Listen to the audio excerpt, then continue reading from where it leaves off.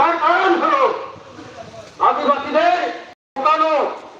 আমরা তখন এক সময় ছিলাম ব্রিটিশের শাসনে, আজকে আছি সরকারের শাসনে। আমরা তখন ছিলাম শাসন, আমাদের উপর শাসন করা হতো, চামচ চালানো হতো। কিন্তু আজকের দিনে আমাদেরকে শোষণ করা হচ্ছে, আমাদের জমি জায়গা লুটপাট করা হচ্ছে।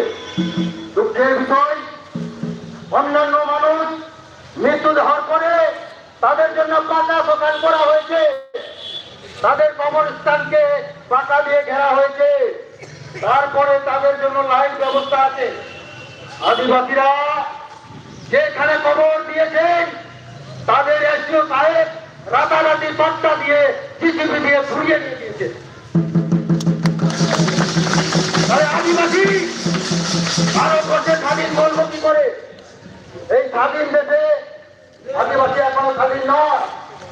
আদিবাসী যদি স্বাধীন থাকতো তাহলে জীবিত থেকে যেভাবে অত্যাচারিত, নিপীড়িত, শোষণ করা হচ্ছে, মরার পরেও তাদের কবর থেকে তুলে দিয়ে মাটি দিয়ে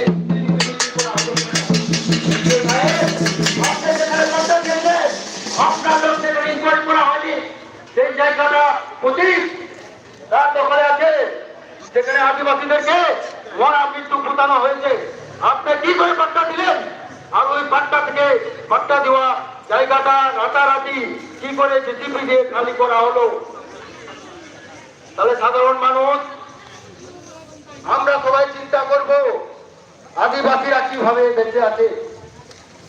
আমাদের স্কুল আদিবাসীর নামে সাঁওতালি ভাষা ও শিক্ষিকের 2003 সালে 22শে ডিসেম্বর অষ্টম তফসিলি সেটাকে সংবিধানে দেওয়ার সত্ত্বেও আজকে অব্দি প্রাইমারি থেকে কলেজ একটা মাস্টার রিক্রুট করা হলো না। স্কুল আছে, মাস্টার নেই, মাস্টার আছে, স্কুল নেই।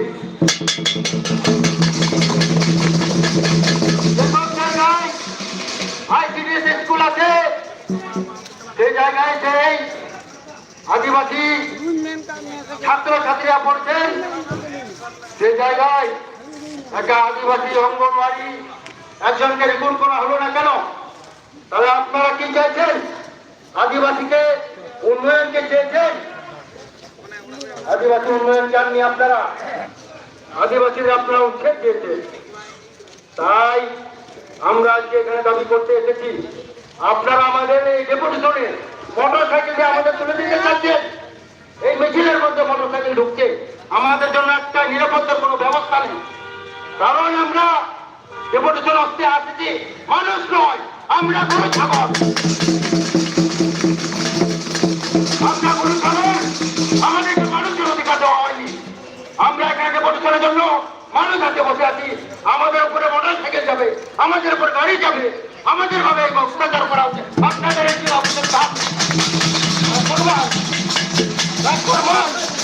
আপনাদের সামনে যেটা করা হচ্ছে, তাহলে আমাদেরকে আজকেও আমরা মানুষ হিসাবে আমরা আজকেও অধিকার পাইনি।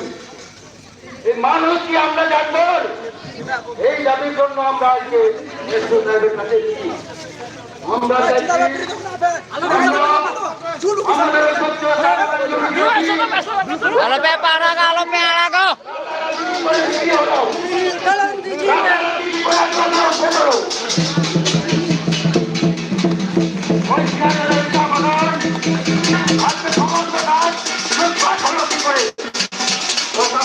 জানার সত্ত্বেও আমরা বারবার আমরা লিখিত দেওয়ার সত্ত্বেও আদিবাসীদেরকে ওই চা বাগান আজকে রক্ষা করা গেল না।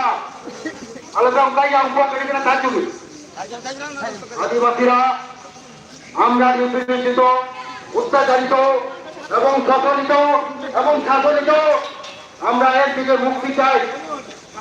মুক্তির জন্য আমরা এই এসডিও সাহেবের কাছে এসেছি। এসডিওকে বারবার কাগজ দিয়েছি এসডিও সাহেবকে, এই কাগজে কোনো মূল্য পাওয়া গেল না। আদিবাসীদের মরা মৃত্যুকে ডিসিপিকে বিক্রি করা হলো। এই আদিবাসীকে উচ্ছেদ করা হয়েছে, বরঞ্চ যারা মারা গেছে শ্মশানে পোতা হয়েছে, শ্মশান শুদ্ধ বিক্রি করবে। তাই আমরা খুব মানসিকতায় টেনশনে আছি, আমরা খুব মুভমেন্টে আছি, আমরা চিরা খোলা খোলাওয়ালা মানুষ।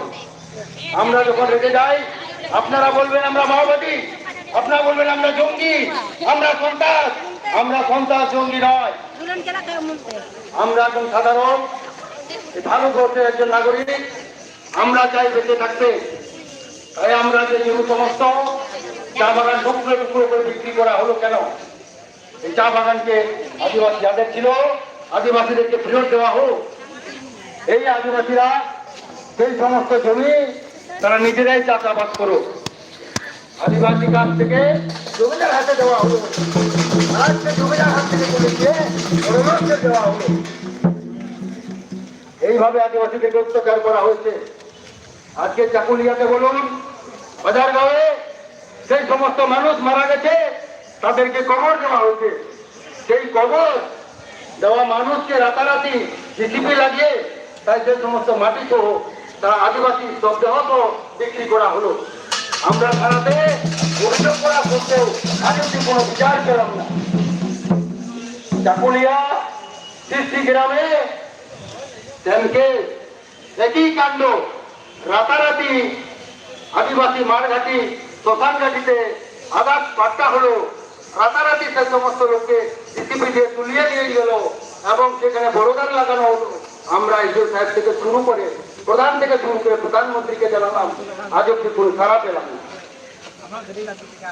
চোপড়া আবার চৌধুরী ঘটে একই কেস, দীর্ঘদিন ধরে সেখানে আদিবাসী কবে ছিল, আজকে আছে, আগামী থাকবে। মানুষ তো মরবে, মরার জন্য যে জায়গাতে আম ঢুকানো হয়েছে সেখানেও জিসিপি দিয়ে তুলিয়ে দিয়ে মাটি সহ বিক্রি হয়ে গেল। ওই চোপড়াতে